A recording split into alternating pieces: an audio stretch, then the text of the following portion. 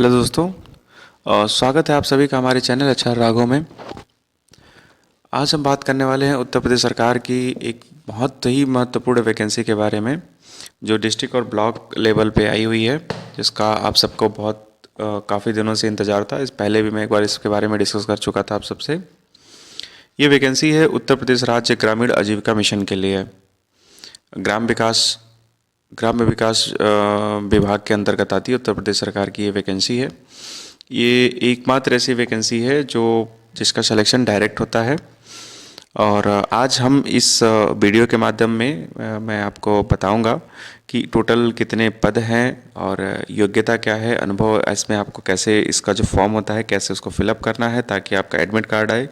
कई बार कई केस में ऐसे होते हैं कि आप फॉर्म भरते हो और आपका एडमिट कार्ड नहीं आता है, तो उसके पीछे भी मैं रीज़न बताऊंगा कि एडमिट कार्ड ना आने के पीछे, आपका सीवी शॉर्टलिस्ट ना होने के पीछे क्या रीज़न होते हैं। और चूंकि इंटरनेट पे बहुत कम कंटेंट अवेलेबल है इसमें, कि आपको कैसे इसकी प्रिपरेशन करनी है, कैसे एग्ज़ाम को क्वालिफाई करना है, आपको नोटिफिकेशन कहाँ कहाँ से मिलता रहेगा, उसकी पूरी जानकारी मैं आज इस वीडियो के माध्यम से आप सबको दूंगा। साथ ही साथ मैं आपको बताऊंगा कि पूरी ज्वाइनिंग जो होती है वो कैसे होती है, सैलरी क्या मिलता है, ये सारी जानकारियाँ पूरी आपको मिलेगी। तो बने रहिए। नोटिफिकेशन की तो आप लोगों को नोटिफिकेशन मैं दिखाता हूँ। ठीक है, ये स्क्रीन पे आपके सामने दिख रहा होगा।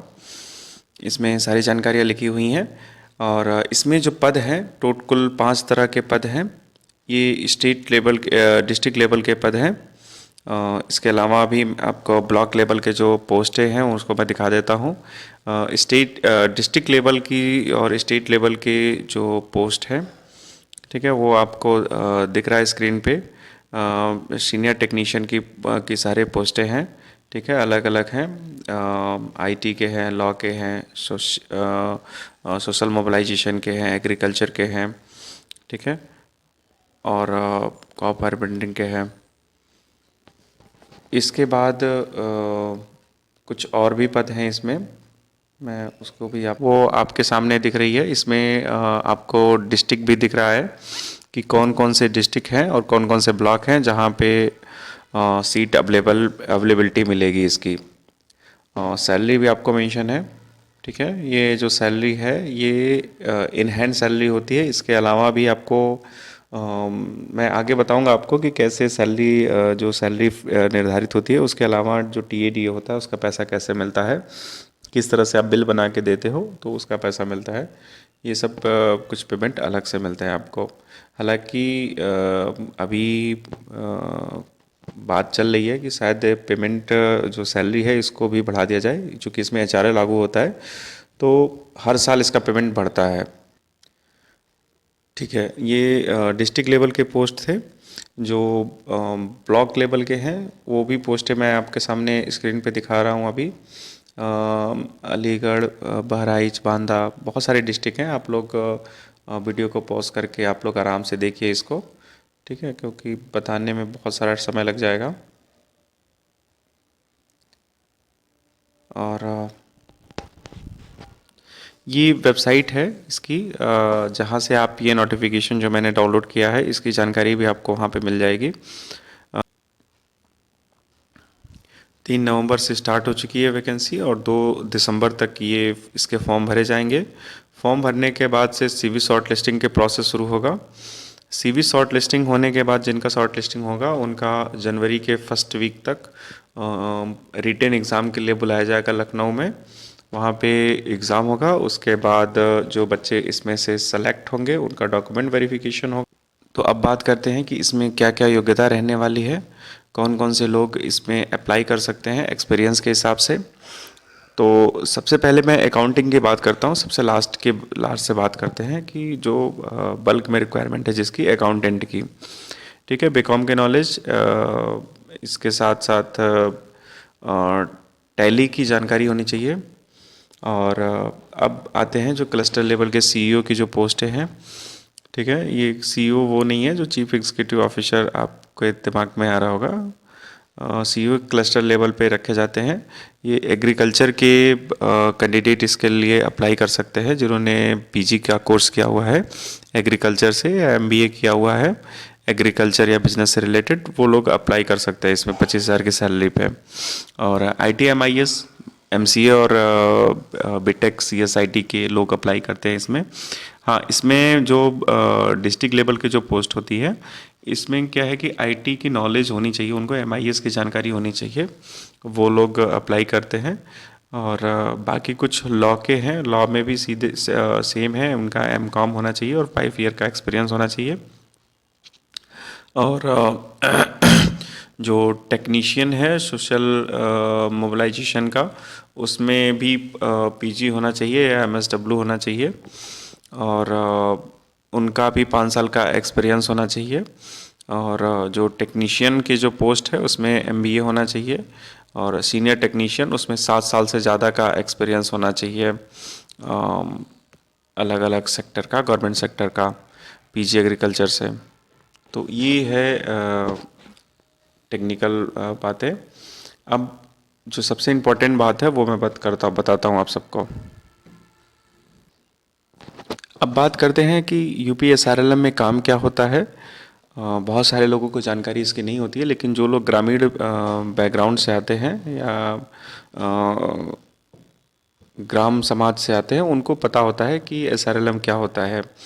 ये बेसिकली जो आजीविका प्रदान करने के लिए, खासकर महिलाओं को आजीविका प्रदान करने के लिए एक यूनिट है। इसका काम होता है कि जो एक गांव में संगठन बनाने का, 10 औरतों का बेसिकली इनमें एक संगठन बनाया जाता है। उसमें अलग अलग तरह के स्टार्टअप के माध्यम से उनको फंड प्रोवाइड कराया जाता है। ये बिल्कुल एक तरह से बैंकिंग सिस्टम की तरह होता है। बैंकिंग में क्या है कि सिर्फ आपको पैसा देना होता है, इसमें क्या होता है कि आपको पैसे के साथ साथ उनको प्रशिक्षण भी देना होता है कि कैसे वो अपने आजीविका के लिए अपने आप को तैयार कर सकें। उनको बाज़ार प्रोवाइड कराना होता है, उनको अगर कुछ मशीन या इक्विपमेंट की ज़रूरत पड़ती है तो उसको प्रोवाइड करवाने का काम होता है।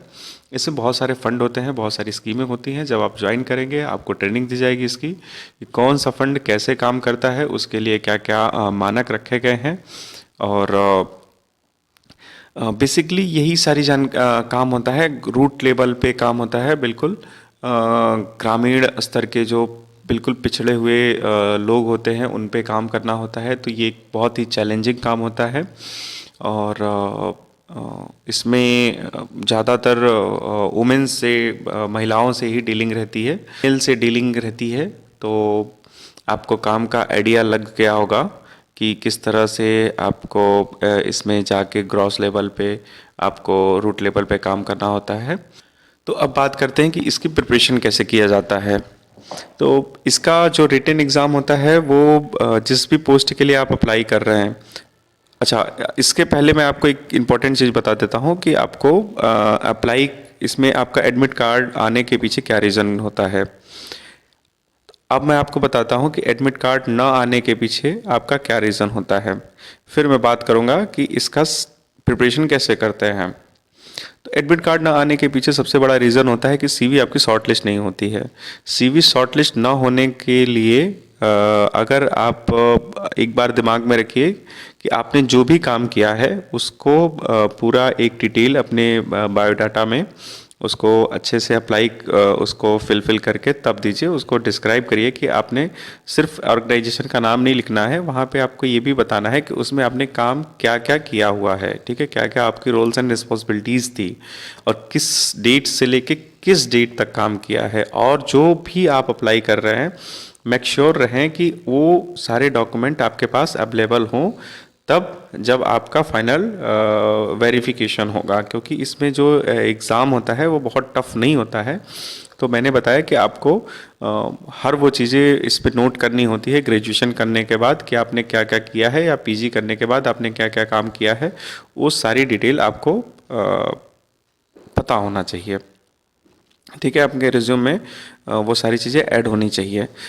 फिर परसेंटेज भी मैटर करता है। जैसे सपोज़ एक पोस्ट के लिए एक ज़िले से 10 रिज्यूमे आया तो उसमें काम को प्राथमिकता दिया जाएगा कि किसने सबसे ज़्यादा काम किया है, किसका एक्सपीरियंस सबसे ज़्यादा है। देन उसका एकेडमिक में जो मार्क्स वगैरह हैं वो सब काउंट होते हैं, लेकिन प्रेफरेंस केवल और केवल इसी को दिया जाता है, और वो भी एक्सपीरियंस रेलिवेंट होना चाहिए। ऐसा नहीं है कि आपने किसी फैक्ट्री में काम किया है तो आप अप्लाई कर रहे हो इसके लिए। आपके पास फील्ड की नॉलेज होना चाहिए, आपको क्रॉस लेवल पे बिल्कुल ज़मीनी स्तर का जिसको बोलते हैं कि वो आपके पास काम का अनुभव होना चाहिए और इसके रेलिवेंट होना चाहिए। ठीक है, जैसे MIS का है तो आपके पास MIS के नॉलेज होना चाहिए, और एग्ज़ाम जो होगा वो उसी से रिलेटेड होगा। तो मैंने बताया कि आपको कि CV कैसे शॉर्ट टेस्ट होती है। अब बात करते हैं कि इसकी प्रिपरेशन कैसे करनी है। ठीक है, मैंने बताया कि इसमें सिलेबस अवेलेबल नहीं है नेट पे कहीं पे भी, तो आपको क्या करना है कि बिल्कुल करंट अफेयर थोड़ा सा देखना है आपको, बेसिक सा। ठीक है, आप जो भी आप अखबार पढ़ते हैं उससे अवेयर रहिए।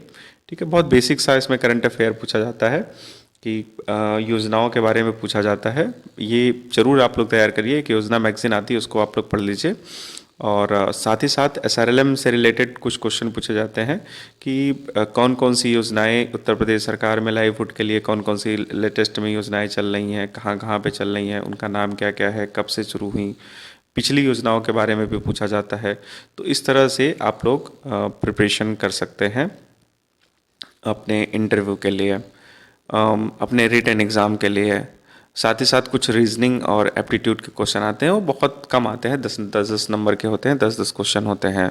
तो बेसिकली आपको GS और जो भी आपने काम किया है उससे रिलेटेड आपका होता है। रिटन ज़्यादातर बच्चे क्वालिफाई कर लेते हैं, क्योंकि CV बहुत कम लोगों को, एडमिट कार्ड ही इसमें बहुत कम लोगों को भेजा जाता है।